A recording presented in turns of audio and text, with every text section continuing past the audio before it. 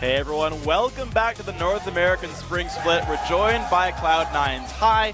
We surprised a lot of people and delighted a whole lot more with the Teemo pick right out of the gate. Hi, how you doing, man? I'm doing great. I just played Teemo, and he's a fun champion. So I had a good time, personally, even though I died a lot. But all right, so I want to start this one off because there is a solo queue player that I've run into a lot, McCash Dollar. McCash Dollar, yes. I the gotta Teemo only player. Yeah, I got to give him credit. And I was wondering, is that where you got this from? You came up with a couple of solo queue games? So I play a lot of solo queue, right? I ran into him a couple times. Yeah. He could go 0-6 in lane, right? But he has shrooms everywhere in the map, and his team gets Baron, Dragon, wherever they want, because he has shrooms. I'm just like, I like this champion. So I added the guy, and I started talking to him about Teemo and like see what he did and what he does, and it's just like, I'll give him props. Yeah. I learned Teemo from him. Yeah, I always like to give the solo queue players that we draw stuff from here. Like last year was the Bat Wing for Xerath. Yeah, Wing.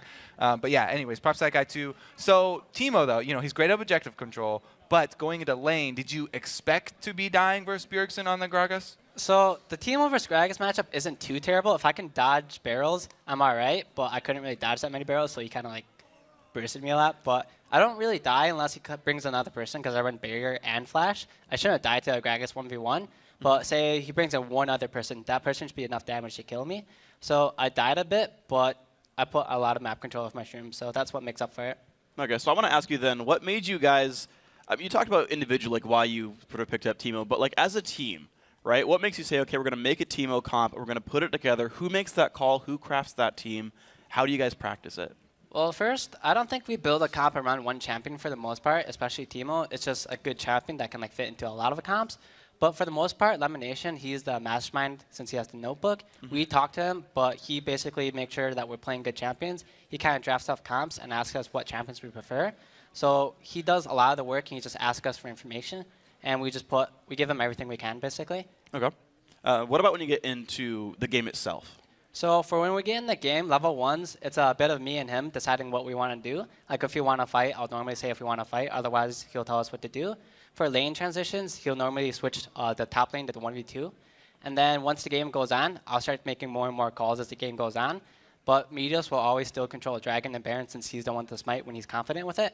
But as the game goes on, I take more and more control from everyone else, and then we just do what I say for the most part. Okay, so following up on that, I do want to ask you about the 2-1 switch for this game because that seemed like it worked out really well for you guys. Balls had a nice experience lead up top, and then Sneaky also had a good lead down bottom. Was that a lemon plan right there?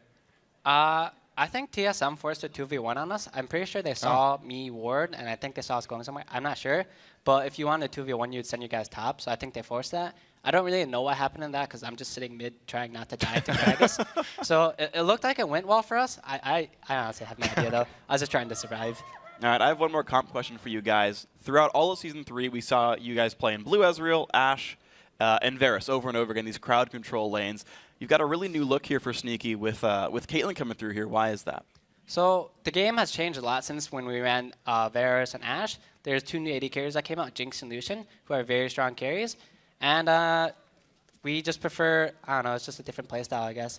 We prefer him to have a lot of damage instead of just CC, and we have CC elsewhere now. So. All right, cool. Well, thank you very much, High, for your time. I'm glad to see you guys having an awesome champion pool, bringing new things out. Again, thank you very much. Now, guys, let's throw it back over to Rivenjet at the caster's desk. Thank you very much, Freak. And Crepo and the Evil Geniuses are moments away from taking on Xmithy and XDG. What are you expecting from the #2 team from the summer split coming into this matchup? XDG actually struggled a lot since the summer regular season ended, and they looked pretty weak in the Battle of the Atlantic, losing 0-2 to Gambit. Yeah. To change things up, though, Zun is moving to the jungle with Xmithy taking the AD carry responsibilities. So Zuna's AD carry was not very impressive, came under a lot of criticism, but they were saying that he makes a lot of the calls, and he was actually a jungler before he was an AD carry, so they think this is going to work. Absolutely. We'll talk more about that. Meanwhile, EG is riding into the spring split on their own hype train. How excited should we be for the NALCS new kids on the block? It's yet to be seen, right? Because they're team that they left with Alliance has not had success without these guys so far, so maybe they're going to have more success over on this side. They did look great in that promotion tournament. Their vision control and their team play, just setting up ganks with Krepo's Leona, were huge strengths in that tournament. Well, while the move to North America has created both excitement and difficulties for Evil Geniuses as they race to get up to speed, you can remove all doubt. They are here to win. Evil Geniuses, welcome to NA. They sweep their way into the LCS. Congratulations to EG, removing all doubt. 2 weeks prior to our promotion games, I would have said we wouldn't have made it. There wasn't too much time left for us to actually get over and start practicing. We had to basically start scrimming with an entirely new team, get used to the North American environment. We lost almost every single scrim until the last few days. It wasn't until a couple of days before the games where we picked up practice and we're doing a lot better. And we started to beat really good teams with just really solid play from us, and that was a big confidence booster. I actually had no clue how they would do because I heard mixed things for them. I was really happy that they actually got into LCS. It means a lot to know that my friends are successful. We're still really good friends and I still talk to them on a daily basis. It was tough, but we qualified. I'm really looking forward just to interacting with the NA fans and performing well in the NA scene. We've done all these international tournaments, but now we're coming to a North American league. We're kind of having to get adjusted to the new surroundings. Back in Germany, obviously, there's quite a bit of rain and clouds and whatnot. It's really nice. I'm from Scotland, where it rains all the time. I've been down to beaches in Santa Monica, and they're absolutely amazing. Quite a big culture difference between Europe and the States, but I don't really feel too much of it. I mean, let's face it, I'm inside playing video games most of the days. So my accent's kind of dulled down a little bit, but it's still a little bit thick. Everything's bigger in the States. Everything's kind of supersized. The only problem is size gets bigger, so food portions get bigger, and for me, that might be a problem, so I'll have to watch out for that one. I would really love to play at the World Championship again, so that's the ultimate goal for this year. Everybody obviously has to say we want to go to the World Finals. So the first goal is, yes, you want to get there, but then again, it's pretty early to start talking about World Finals when you haven't played LCS yet. Short-term goals are placing top 4, top 5. Personally, I absolutely love the move here. I don't know, I have no regrets whatsoever, and I'm definitely looking forward to my time. Overall, it's been great. The guys are going along well. We did really well in the promotions. This is our first test coming into this week. We know what to do, and all that's left is the execution. Well, Evil Geniuses for sure have definitely put the fans on their back here. They're saying, we are ready. We're going to bring you along for the ride, and it's going to be a good one. Yeah, and you can see that they have the synergy. That's what we saw at the promotion tournament. And, I was talking to them a little bit about what happened to Alliance over in Europe, because they did go 0-4. And they're actually saying, Alliance didn't really expect that to happen. In all of their scrims, they were stomping people in 10 minutes, so they didn't play the mid game. They just won their lane so hard that they didn't figure out how to play as a team. That stopped happening, and they didn't know how to transition. So at least for this team, since they were losing so many scrims, the only thing that they were practicing and getting really used to was how to play as a team, how to roam around, and how to get those wins. So in some ways, losing all those scrims might help them later on as a team. One thing that I was thinking about as they did, or I thought about as they did say they were losing scrims, and it really wasn't gelling for them, is was there ever, a 2 and 3 kind of thought between Inox and Pobelter where, we're kind of 2 and we're not melding with the 3? Did they have to break that ice and kind of get it out of there where you kind of have that stigma where you're like, man, they're looking at us as the problems? I wonder how that really worked out for them. Yeah, well, at least they're still wearing, Pobelter's wearing Froggen's old jacket, and Inox is wearing Wicked's old jacket, so they can feel like they're the same 5 together. Absolutely. Still in these games. I do think that they're feeling pretty good, especially after the promo tournament. You can see Inox always hanging around with the team. Pobelter gets along great, and they do seem to have that very early on. Absolutely. So let's check out the starting lineups as we're almost ready to get into game. On the blue side, it's Evil Geniuses. In the top lane is Inox. Your jungler is Snoopy. In mid lane is Pobelter, Yellow Pete at 80 carry, and Crepo at support. And on the red side, it is XDG. Big cheer there for EG as well. Top lane is Benny. Jungle now, LCS debut on jungle is Zuna. ManCloud in mid. Xmithy on AD, and Bloodwater still on support. So we have a lot to watch this game. We have all of EG to watch them and really see as they put a stamp on what their brand is going to be this season, how they're going to play, as well as what's going to happen with XDG. Is this swap going to work out for them, and is it what they needed? Yeah, that swap for XDG is going to have, in my opinion, there's a very low chance that it works out ideally right off the bat. Because even if Xmithy might have higher mechanics than Zuna, or Zuna has a shot calling, just calling for him, and he's great in the jungle, I don't think it's immediate. I don't think it happens that quickly. these are world-class AD carries that xSmithy is playing up against in a very high-pressure environment, and things do change here. I know he's used to the high-pressure environment, and he improves so much as a jungler, but early on like this, I just don't see it working right off the bat. We have to recall that, as you just mentioned, he was the most improved player in the jungle last season, coming into the LCS split. So moving that to AD carry, you know, some people think that also may work because he's known for his mid play as well in Xerath and whatnot, and saying he taught ManCloud. So he's a versatile player, but is that versatility enough? That's going to be the question here. He is up against Snoopy, or not Snoopy, Crepo and Well, Yellow he is, Pete. technically. Yeah, he's up against Snoopy. Snoopy's coming from the jungle. That's where he would have been playing against him. Right. There's Snoopy. Not giving us a stare, though. You can see, wow, they're really chatting this one up. They're making sure that they have everything prepared for this game. It looks like a little bit of fun as well. They've been enjoying all the supersized things they're getting here in America. All the big combos they're able to pick up if they want them. Pobelter also, let's talk about him for a little bit because he is an absolute wild card in the mid lane. I've seen this guy. He was the 14-year-old prodigy back when competitive League of Legends was just starting, and I'd always joke that, you know, when League of Legends was big, he would be the first pick in the draft when he's old enough to actually play. But and that's kind of old what EG enough. was able to pick up because he's just 17 fairly recently. And now he's just immediately into the LCS. He had such a strong performance on Ziggs in the promotion tournament, but I still think he struggles with that inconsistency, first and foremost. Right. One game he'll do crazy, the next game he'll struggle, and he's up against ManCloud, who last season was the best mid in North America. Highest kills, highest KD, or not KDA, but highest kills. So we'll see what they decide to go for picks and bans. Learning a little bit about both teams here. We saw that, you know, Snoopy is more of a utility jungler for his team, likes to get the lanes going. So we'll see where EG decides to go with their initial setup. Pobelter and Inox, I don't think, changed that composition from too much what it would hold from before. They're just trying to slot in. Yeah, I think right. I think Inox in the top lane isn't necessarily trying to replace Wicked. He's trying to do his own thing, but everything else just seems to slot in. We'll see what XDG finds to be a priority here for EG. We already see the Leona coming out. We know Crepo has been on that quite a bit. He is one that likes to be aggressive. Yellow Pete, a little bit more of a passive AD carry. So Crepo kind of equals that out between those two. Crepo loves to get on these all-in melee supports. It's his favorite thing to do, which is why he didn't like too much the Season 3 changes, because he was always forced into playing range supports, and he likes to play the melee ones, which is why the bans have already happened with Leona. Not too much focus as we had in the jungle coming into this game. Only Vi has been taken out, possibly to see an Elise coming in here. I'm not sure what Zuna really has back on CLG Black. He was a Jarvan player, he was a Lee Sin player, but I don't know if he's going to keep going with that now. We don't see too much Jarvan in this day and age. No, we really don't. He was played a little bit in Challenger. The bans throughout, there's 2 support bans targeted at Crepo. There's a lot of options they have here with their first pick. They could do the regular top laners.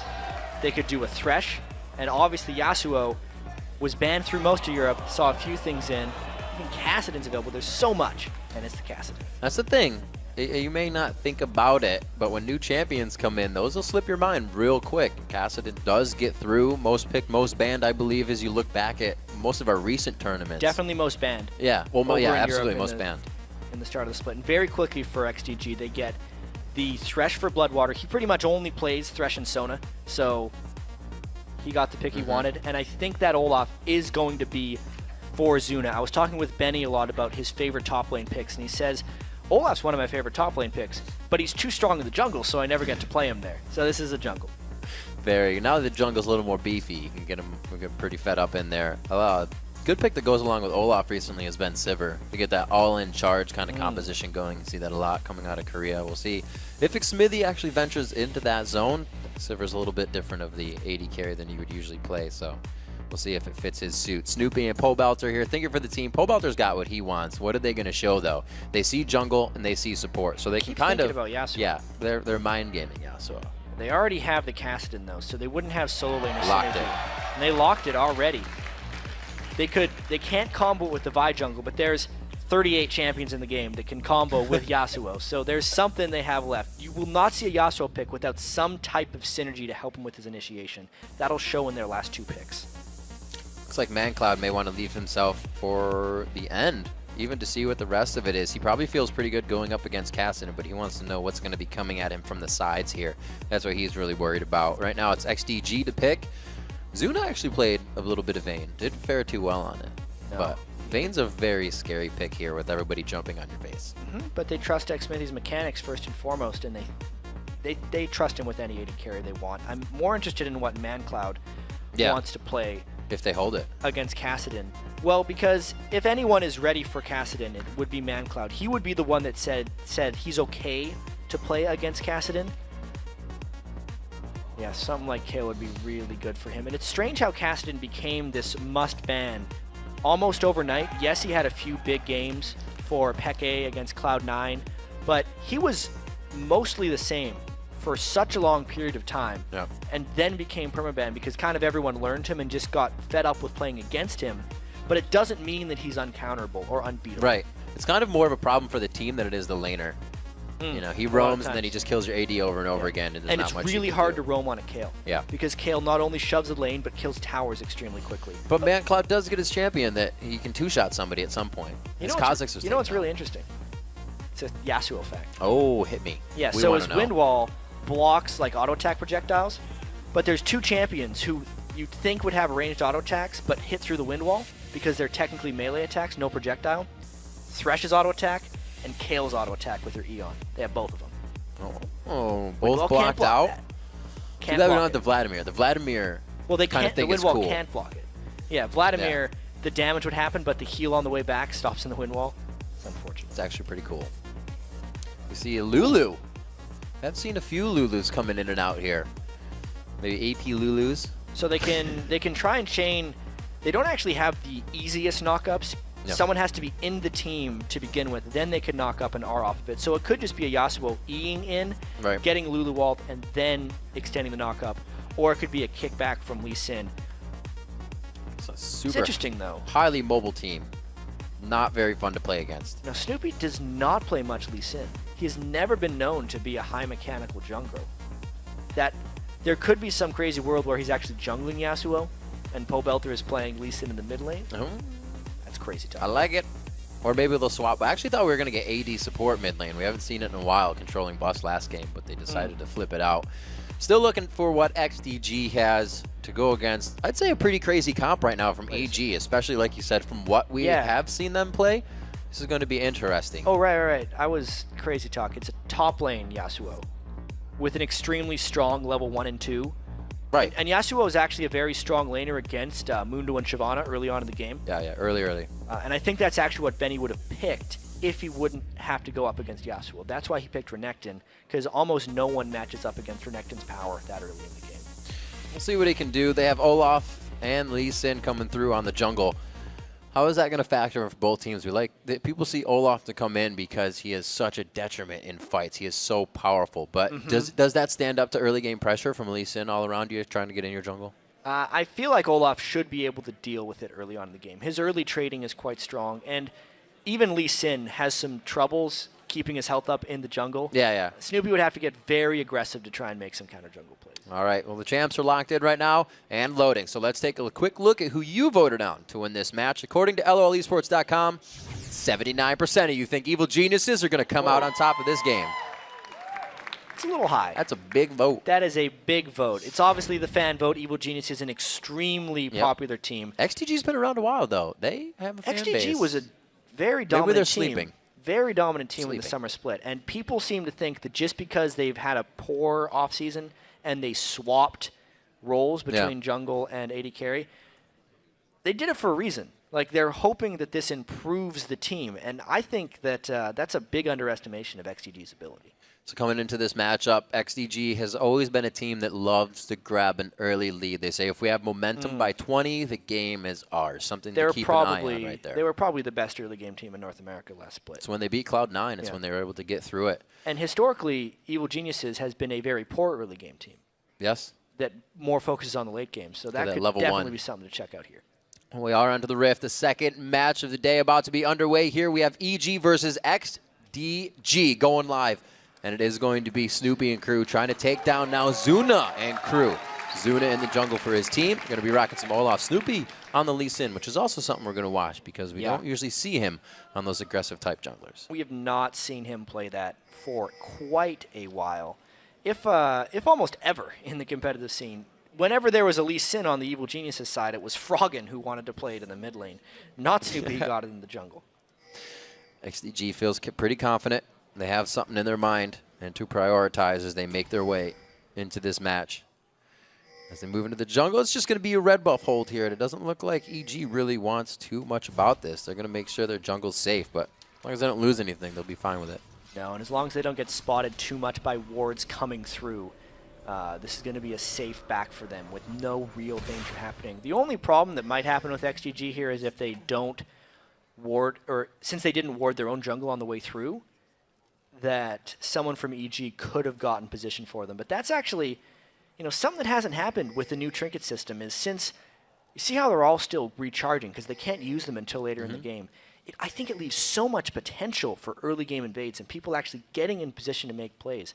And no one in the competitive scene yet has really taken advantage of that. XDG almost did it a little bit there. They were looking for a one and done. They didn't really leave any wards to be placed, as you said, because the trinkets were going out and they hadn't put any extra money into it. But for now, they were looking to get the advantage we were just talking about. Something that'll give them a lead as they get to 20 minutes. They're in a safe zone, nowhere near no man's land, and they have the game in their hands. CEG staying safe for the beginning. However, it is going to be pretty much even matchups. Yeah, we're going to see that Zuna, or not Zuna, Smithy rather now. It's going to take a bit. We're so used making to his way down to the bottom lane with Bloodwater. Obviously, we got to check to see if Snoopy has many counter jungling options as well. Yeah. Zuna burned through almost all his mana. Luckily, he's got that blue buff to pick it back up. And the mid lane, obviously, I think is going to be a big focus of this game. Whether or not ManCloud can shut down Pobelter's Kassadin. That's just huge because there's this perception that as soon as a team locks in Kassadin, it's just GG. The game is over. It's not the case, and ManCloud is ready for it. Kale has been destroying people. Yeah, it gets scary, especially as you get to the late game because you kind of just sinks in even more that she's going to two-shot your team. And even if your mid lane says, I can pick a Riven and kill him, don't believe him. Yeah, don't believe that they're going to pick Riven. That ended up happening, unfortunately, for NIP against Rockhat. They thought they could beat Kale with Riven, and they were sorely mistaken, especially if we get to late game here. Just the Lichbane Kales that have 600 or 700 AP are just two-shot machines as far as squishies are concerned. Well, that's the kind of stuff that ManCloud focuses. You look at his champion pool, and they banned out Kha'Zix on him first. Kha'Zix can two-shot people. He likes to have that ability to change a fight completely within a few abilities. And really, it's almost hard to play those champions because there is a little bit of a trade-off in high risk, high reward if you're not in the right spot. Kale could also be theoretically good against Yasuo if Yasuo goes and tries to lock down an extra person with his ultimate. They know exactly where that damage is going, and he should be able to ult it as long as it's not happening on him. Bloodwater is staying pretty aggressive onto Krepo. Krepo is actually loves to, or he is a proponent of knowing aggression within the lane when it's coming. Oh, Snoopy coming into the mid lane, but this is totally red, but they're able to get a kill onto ManCloud first. Snoopy with the shield on. The undertow connects for Zuna. They go back and forth there, so no double buffs are going to be traded off.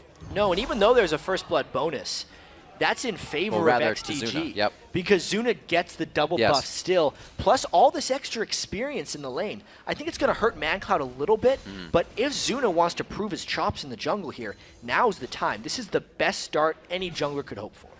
Coming in very strong, like you said, able to soak up this, and it'll make him a little bit 7 CS ahead in lane, but that means they're going to have to see Snoopy trying to make some action in the form that we say he's a utility jungler. He now has to be forced into doing something. And Zuna, is he going to try and wait for Snoopy on the way through? He's going to get the brush first. Snoopy, and that brush puts down the reckless swing. He's going to get a good amount of damage on him. Not having his buffs just means this is going to hurt even more. And it's going to make it harder in the jungle. The top lane, Enox taking some damage. The Ignite was down, but he's all right.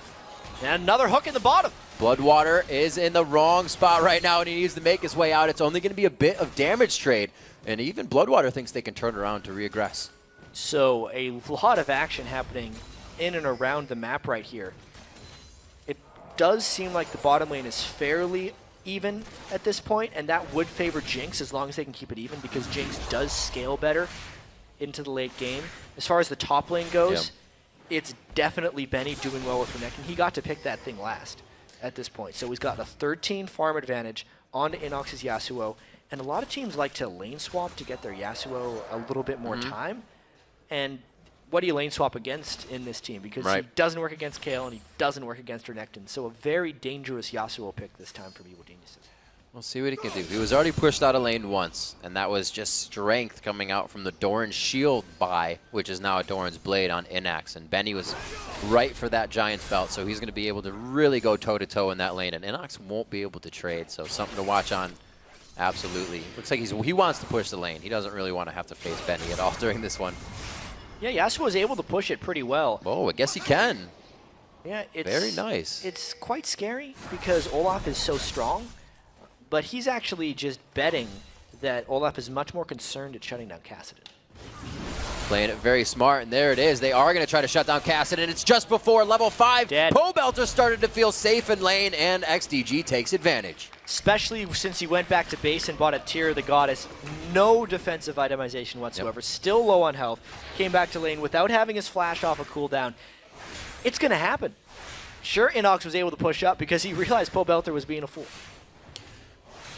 See them trying to press down this mid turret quite hard. Snoopy's going to do what he can, but it is going to be a scramble now for them. With that in the mid lane, Snoopy's going to have to focus that, and he already has a lot on his plate.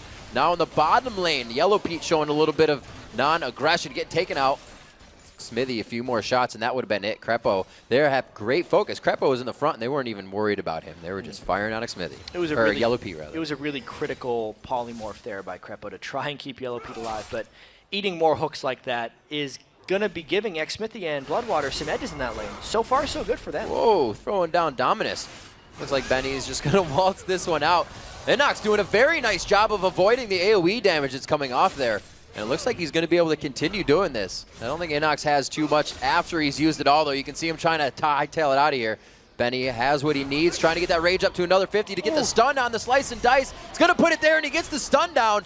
200 HP for Inox now. He has enough to jump to those last two minions, completely saving his life. Barely escaping that one with no flash up to escape. It was dangerous. Benny could always continue to chase with a flash of his own.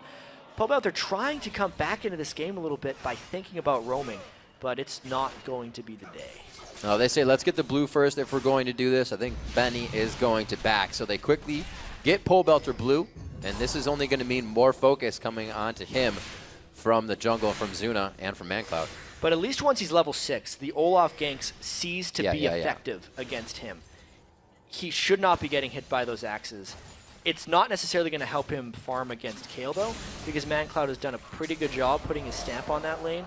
If only ManCloud could have gotten some of those kills from the jungle, he would be using that gold to dominate even more. It now has to be Zuna to take that advantage elsewhere. I haven't seen too much bullying in this bottom lane from that Lulu Lucian. Got to give credit to Bloodwater for really staying in the face of them and hitting with the chain just whenever. You're really getting the auto attacks out, and it's keeping that lane in pace for them. BF Sword coming out for Jinx to the Vampiric Scepter, so you got a lot of damage there. So maybe that's why they're sitting back. You can see, you know, Boots and the Vamp Scepter, a lot of utility or extra mobility, but if they ever locked into a full-on fight, it would be XDG's edge. The fear that Xsmithy has to account for here is the fact that he has very little extra health or sustain, so if he takes any poke from some of Yellow Pete's things, he's in trouble. And if Snoopy were to get straight onto him, I think he wouldn't be long for this world. And here's something you got to see. Yellow Pete and Krepo are playing a little differently with the Siege Wave. They're right on the front of it, and you can see XDG, they almost knew that was going to happen. They figured it was coming from the side. They don't want either of the engagements they got. Zuna now to the top lane. Like you said, mid lane won't be a focus too much with Kassadin having that Rift Walk now, so they go all in and take down Inox in the top lane. XGG is really punishing the solo laners specifically right now. Zuna is just a monster so far on Olaf. He's not even finished his first major jungle item, but he has definitely made a big impact here. See what they can do. Zuna 2-0-1. Looks like he will stay in the top lane, and they get damage on the turret every time they get a kill. They took out Pobelter. They tried to get a bit of damage on that mid turret. A great hook in. The zap threads through that last minion that was there. And you can see everything thwarted that EG is trying to put on the table right now. Snoopy just wanted to say hi. Their mid turret is almost down, And this is going to affect Pobelter's roam as well. So this pick ban phase, with EG going with a lot of mobile assassin champions with some weak laning phases, is getting punished very heavily by XDG's superior lanes. What's the answer? Where do they focus next? What do you do instantly when you fall behind with this comp?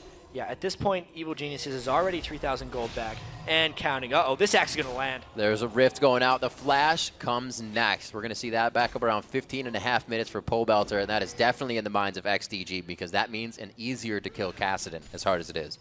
Yeah. To get back to what Evil Geniuses wants to do to come back in this one, they just have to survive the laning phase without taking any more casualties.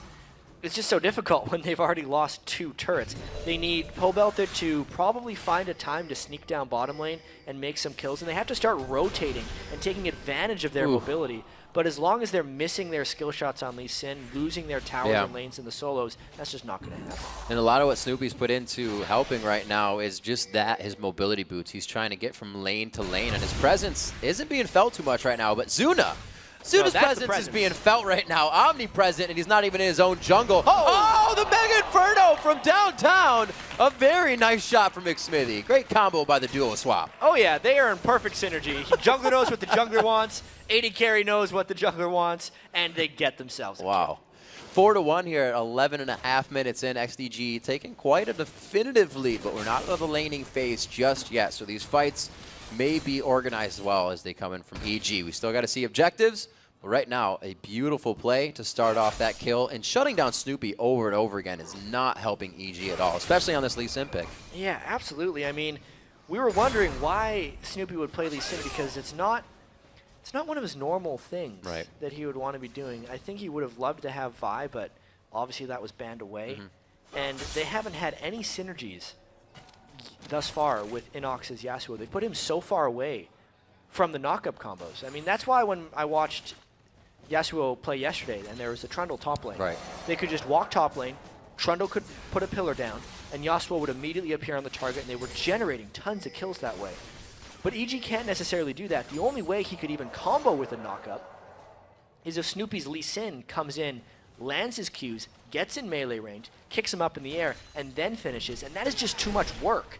He's getting bullied by Renekton and can't be helped. And you see in the bottom lane there, Smithy and Bloodwater completely freezing the lane, getting a lot of zone out of this as well. Already backing, cannot do much. Yellow Pete and Crepo are just not having anything in that lane. So when they come back, it's still going to be a stronger Smithy. He has that BF sword, and he's just purchased on the side of Yellow Pete. I think the Nashor's Tooth coming together too for ManCloud's kill in the mid lane. He's really just trying to dominate. Now it's Benny who's able to roam. This is what I was talking about with Renekton in the last game. How Renekton wants to try and make map moves pre-20 minutes, pre-25 minutes, because he wins the lane so hard. So now Benny's going to be counter-jungling the blue buff, messing with Snoopy's stuff, taking the wolves after that, and really making a general impact on the game. Well, he's kind of drawn a line across where he is right now, just horizontally across the map. The lane was pushed, and now he's going to go back, and he won't let it get any farther than that. But he can also go to mid on that line as well. So nobody's even there to stop him. The split push is working. They're not even capitalizing on mistakes. They're just a few steps ahead right now. They don't need to capitalize on mistakes because their lanes are stronger. They've built an advantage, and now they're just working with it. XDG, like I said, was the best early game team of the summer split in Season 3. They're going to try and continue this one. EG wants to take the Dragon because they've roamed down and they have 5 people, and XDG may or may not want to give it to them. Let's see what they do. They have the positioning. They put themselves inside. Oh, he flashes. It's a wild growth rift out. I like it a lot. They keep going for the fight. Ragnarok is there so he can turn tail and run out of the fight, but they are not done. Zuna's there watching the health of the Dragon. It's going to be a chance for the steal. Snoopy going very low. They're going to lose the smite on this one. It is down. Dragon is up and angry, and it looks like the fight will continue outside the pit. A beautiful undertow at max range to take down Yasuo. Inox falls, and Zuna heads right back for the objective. XDG did lose 2, but they got 4, and now they have power at this Dragon. It was a slow roam down from Benny, but it was a good one. So they did get a Yasuo combo off, but it was on to Bloodwater, and he still got his box up and trapped both of EG's solo laners inside of it temporarily. Then they decided to stay on the Dragon, even though Benny was on his way down. Mega Death Rocket took Snoopy out of the equation, and when Renekton at this stage of the game enters a team fight, it just wins the team fight most of the time. Zuna used his axes, and XDG crushed that one because they found a 5v5. You know, also for Zuna, this is like a heyday game. Who is going to crowd control him even when he doesn't have Ragnarok? Not much. Absolutely. There's Not much. There's glitter lances from Lulu, and that's mostly what he would have to look out for. Everything that just helps XDG excel right now is happening and is in their favor. 4-0-4 from Zuna, his first LCS presence in the jungle, rocking for his team right now. Still up in CS with making all that impact happen on the champions as well as in the jungle. Yeah, geez, this gold lead is just incredible right now. This could be a very quick game, actually. Yeah. Especially considering XDG has incredibly fast turret killing with ManCloud's Kale and Xsmithy's, still weird to say Xsmithy's Jinx because he's an 80 carry now, but knowing that they know how to convert on their advantages, they've gotten the Dragon, they've gotten the other 3 turrets. Let's see if they can get down the second row turrets as well. Right. We know what EG is trying to do. Trying to hold it out, extend the time on this one, figure out where they can go, but this is where they almost fall into, you know, a sore position. They try to get split pushing on Yellow Pete maybe. He tries to farm up a little bit, and they don't have what they need, where they need it, when they need it. And they kind of fall behind over and over. Looking at 16 minutes right now at 8-3. Benny's still pressuring that top lane. And it doesn't look like EG's really trying to make a move anywhere. They're just clearing out their jungle right now, making sure it's safe. Yeah, you can see Pobelter's not really changed paths with his item build either. He's went for the Archangel Staff, which he's going to try and transform into a Seraph's Embrace, but he's just so squishy. Yeah. He gets hit a couple of times, and he's going to be completely out of that fight. There's not the tank presence to kind of help Kassadin go around, and they need a very strong assassination presence if they want this to actually work. But once you fall behind and you're a bunch of squishy assassins, there's usually not coming back. Right.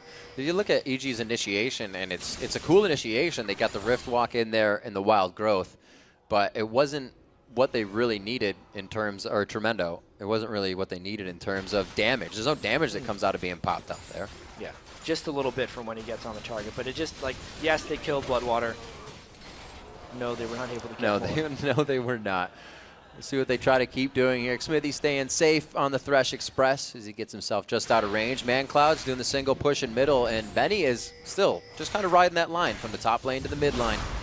It looks like he's going to be able to put up enough pressure here to get Pobelter out. That was one hit right there. Yeah, it's the Q and the auto attack from Kale right there.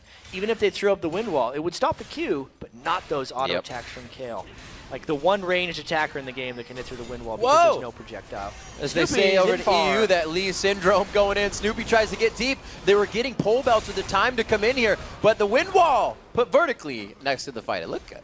It looked really pretty, but it was an ill-advised fight as XDG can just steamroll through. Xsmithy's in a bad spot, though. Yeah. Whoa! Max range Lantern, how about that? We got a monthly pass on that one. There's the Inferno Rocket. They have so much poke without really having a ton of poke. It's just one after the other of tiny things, and they're amounting to a lot. And EG can't punish for positional mistakes. You could say, oh, it's fine because he had the Thresh Express to get back to the team. But that was a dangerous move for Xsmithy. Yeah, it's the first. Just wasn't punishable. Pobelter is far behind, generally harassed down as well. Snoopy had that unfortunate need to go in on his landed Resonating Strike. Or Sonic Wave, rather. He got the Resonating Strike afterwards. Not smart moves by EG, and they're getting pretty outclassed right now by XDG. Building pretty much whatever they want to suit their needs. You can see two Randuins already being built side by side right there. We got Benny and Zuna both putting those down because it is a team that's going to jump on you. If EG gets the fights they want, they'll be on you in a second. But if you can coordinate it, they're not going to be able to do that much damage. Like we said, there's no crowd control. It's very, not gimmicky. Yeah, they can kind of jump on one guy, but even if they don't jump on Kale, that one guy can get saved. Yeah, they have intervention. There's very few things that EG can do against XDG, and you know, so far at the regular season, Cloud9 taking out TSM. Maybe XDG is going to continue their regular season domination as well. Both these guys were the top 2 teams last split in the North American LCS.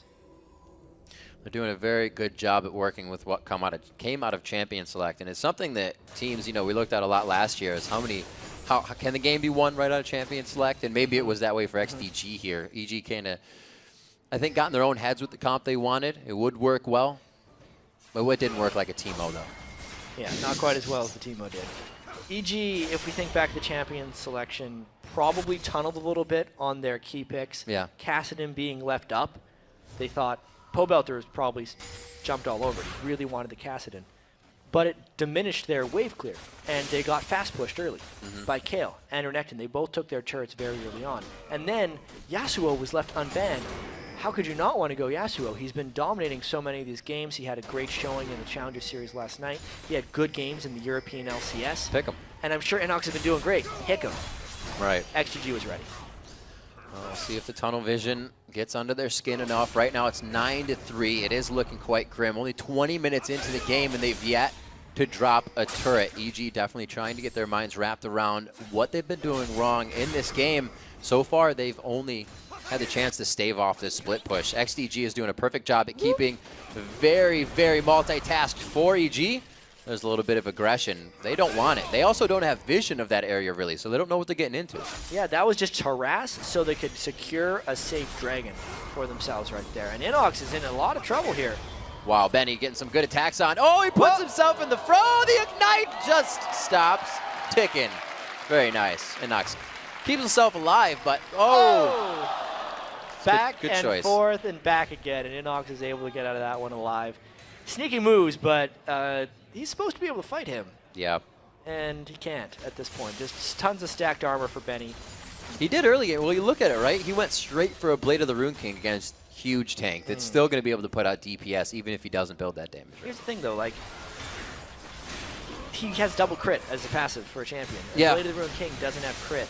Yasuo's almost only relevant build path is a static shiv and then an infinity edge because it gives you the 90% crit, and he already wants to move around for his flow, so therefore he wants to get static shiv. The fact that he's had to go Blade of the Rune King means he's never going to get to his items. No. He's not actually taking advantage of his champion because he had such a difficult lane. You have to consider if one lane can actually have that much trouble, do you combine it with the rest of these champions? And I think, again, it leads into a question of did they tunnel in champion select? Because it seems apparent now. It's just a game that XDG was able to see from the beginning. They didn't really have to do any counter jungling to get where they needed to be, but Zuna did focus on Pobelter early. The build that he had in the tier didn't help. They were able to focus him again. And we really didn't see Snoopy. He bought mobility boots first, and he really didn't make a presence out of the jungle. Yeah, so XDG was able to get down 6 turrets. So they've gotten the second wave. Now would be the inhibitor wave. That's the time. And yet to be retaliated by a single turret. This would have to be a monstrous comeback for Evil Geniuses, because it's not one of those games where you have a close goal lead and you get a few turrets and then you're back in the game. Even if Evil Geniuses got these turrets down, they would still be in a large deficit. And this is actually a little bit of a different game for XDG, if you will. Usually you see Zuna ManCloud with all these kills, but he's the one who's 1, 2, and 6, while the other one's 2, 0, and 1 for Xmithy, 4, 0, and 5, 2, 0, and 3. So they've almost changed up their style of play for this one, and they're letting ManCloud do what he needs to, while everybody else is carrying. Yeah. At this point, ManCloud was just getting the assist kills, but this could be the fight EG did not want. Oh, from the outside, Xmithy using the Fog of War to his advantage. He's going to come in. Could he get a double here? It's going to be Inox next. The kill does not go to him as they start to trade it around. Very nice job coming in from ManCloud and Zuna to pick up a few more. Zuna with another one now at 6, 0, and 7. Another double kill for him on the game, and the ace for XDG. Just an easy and clean fight for XDG here, but EG is running into XDG at a turret. Pobelter got his face knocked off at the start of that fight. The ultimate finished him, and then EG is in full run mode. They were definitely trying to force something because they knew they were incredibly far behind, but you could really see how far behind they are in this fight because XDG just rolled through them with high-level play. No crowd control. That's really a problem in these fights. You have Renekton and Olaf doing whatever they want. It can't be not said that the crowd control is a problem. Yeah, 607 on Olaf. He's pretty strong in the jungle. You can see why Benny is not allowed to play him in the top lane. Suna wants him for the jungle. And now they're actually baiting a Baron right here. They do not expect EG to have vision control. And that was very weird, but they got a kill on Lulu. I think we skipped ahead in time a little bit right there. Let's do the time warp again. Let's get into a fight. All the wards going down in the same spot. You can see a few holding hands there for XDG, or rather that would be for EG as they place them over the wall. XDG with 3 pings right now surrounding the Baron area. They have full control of this next fight. And it looks like they won't get Baron. EG does not bite. Now at this point, XDG is playing it safe. EG's done a Baron dance or 2 in their day. Yep. Used to be what every game ended up coming down to in Season 2 for a lot of these guys. This game's not going to come down to a Baron dance, though. I think at any point XDG wants to take Baron, they can. If they want to fight, they generally can as well. So Seraph's into Void Staff. It's actually a good build. Quicken. Yeah, and he needs the magic penetration right now because Olaf and Renekton both have the Negatron cloaks already. Even Jinx has been able to pick one up. Wow. He They actually needs just to be went able to back, go through that. almost made those double Spirit Visage. And like you said, Negatron Cloak being picked up on Jinx. Those AD carry items, just a tad discrepancy as well. We're looking at a Last Whisper and a Static Shiv coming in for Xmithy to a Bloodthirster. So just all in all, the damage is not going to be there. The Undertow hits. He tries to get the shield down, but it's not going to be enough. They put him right in the box. They don't seem to have a huge amount of front-end damage, but they can carry through with the DPS that they have, and that's what makes this team so scary. Oh, and they actually get the slow on to Crepo. Xmithy going all in by The himself. intervention, the choppers, the kill, and that he just exploded. ManCloud was like, my turn. Yeah, that's the Lichbane kill, starting to stack up some ability power. XDG 17-3.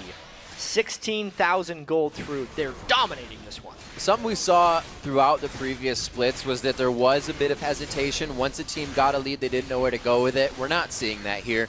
XDG has figured out which turret to take next, what to do after a single, a double, or a triple kill, and what to do while taking Baron.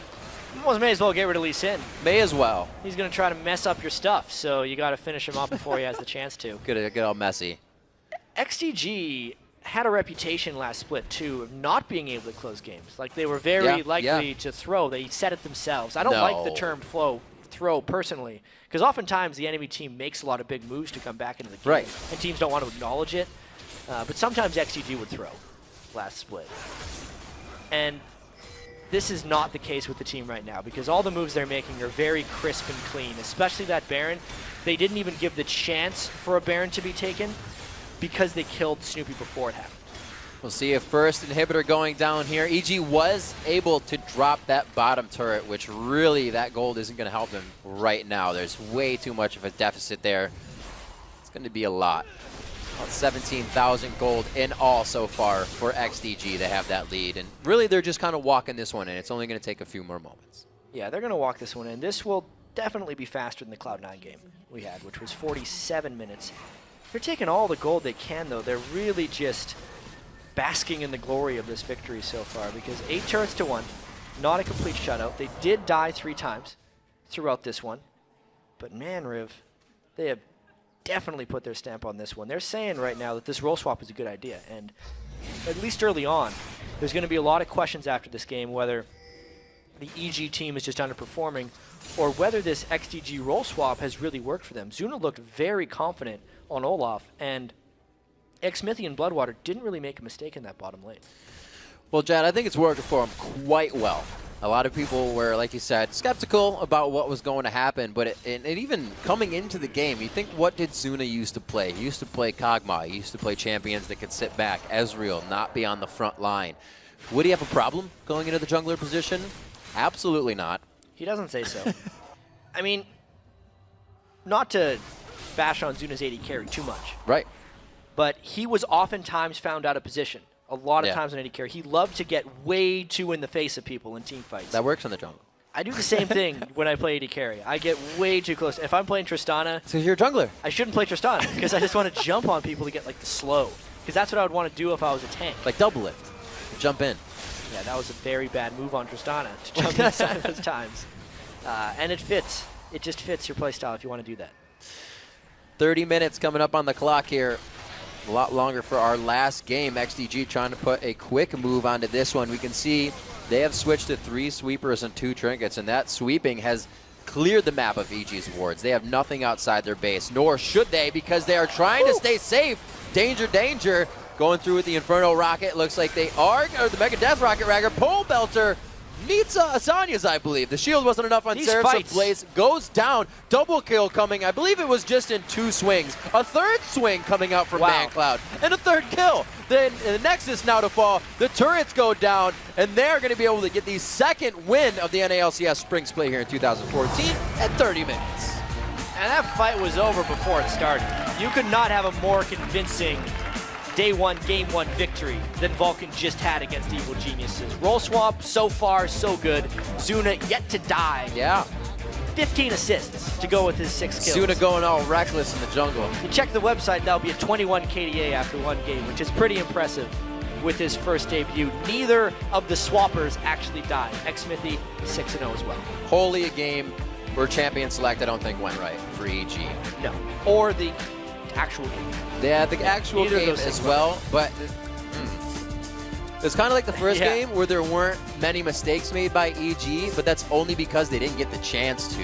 XDG was in their face all the time, and really they weren't at the level of XDG the entire game. There were levels being had, the great counter jungle by Zuna in the first one, refreshing his double buffs, and then he met Snoopy as soon as he came back into the jungle and brought him down to 25% health. And I think your champion selection point is valid as well, because they did pick a full lineup of assassins. Benny picked a very tanky Renekton. They picked Kale into a bunch of assassins as well, which was a great pick. And in no way, shape, or form was that working unless they got way ahead really early, but that wasn't going to happen with weak lanes. Right. The synergy isn't there for EG. Maybe that's why, you know, ManCloud stayed back, because there were so many assassins. Defending the one would have just got him killed by the second if he played normal, if he played to always push the lane. Yeah, well, ManCloud's game plan that game was just to push the lane. Yeah. It stops the Kassadin from roaming. He knows he can beat Kassadin in lane, as most people can in lane early on, but he stopped the roaming. And it showed from their focus. They put, I don't know, a good 25% damage on the turret after that first kill, even though Snoopy tried to get there and was like, oh my god, please don't take mid-turret. And then it happened the second gank, mid-turret was gone. Yeah, really fast. Very strong play. And it's one thing was their dragons. EG went for that dragon like they almost didn't want to. Everybody turned out of the fight and they left Snoopy in there, they left Crepo in there, and then their initiation didn't work, so they kept going for dragon, kind of as they went in with the wild growth on Kassadin. So everything was like, yes, we should. It kind of worked. Let's see if we can keep doing it. And I don't think it was full communication there. There was definitely a lot of fights for Evil Geniuses where they actually went all in. Like, they were on the same page, but it was the wrong page. And they need to pick it up for the next game. We'll see what happens. When we return, Freak and Kobe will be joined by XDG Zuna. Then we'll see if Curse can make a splash when they take on Team Coast. Day 1 of the 2014 NALCS Spring Split continues after this.